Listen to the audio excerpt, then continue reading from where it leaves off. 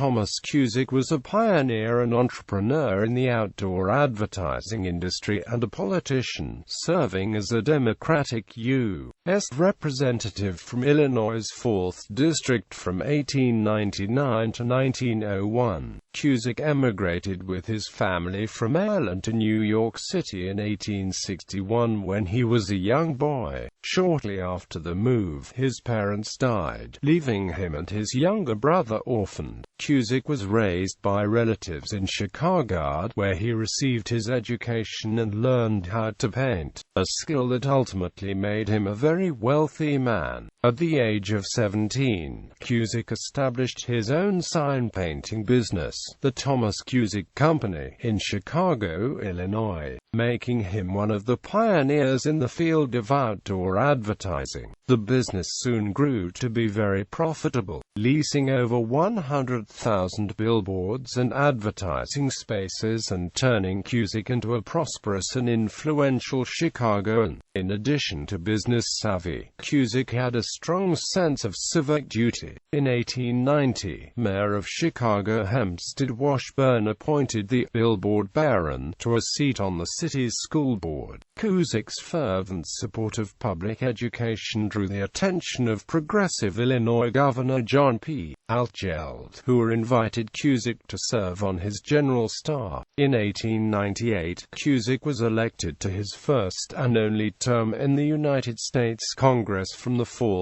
District of Illinois. After his term, Cusack decided to return his attention primarily to his outdoor advertising business, which had grown considerably in size to more than 100 offices with an annual revenue of over $20 million. Cusack was known for his fair labor practices and amicable relationships with his employees, and was most proud of the fact that, in a city known for labor strikes, his workers never walked off the job.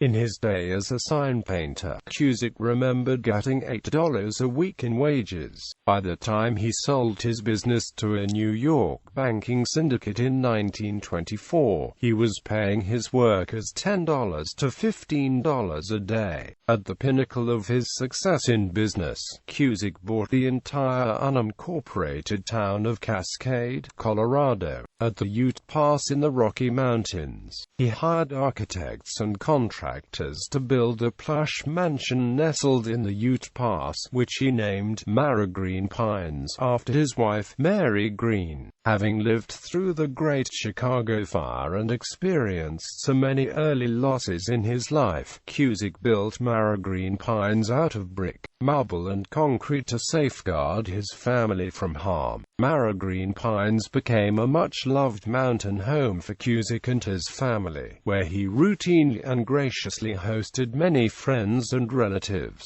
engaging them in lively conversation and debate. Thomas Cusack died on November 19, 1926, at the age of 68. He is buried in Calvary Cemetery in Evanston, Illinois. In the 1970s, Cusack's last surviving daughter donated Mara Green Pines to the Congregation of Holy Cross to serve as the novitiate.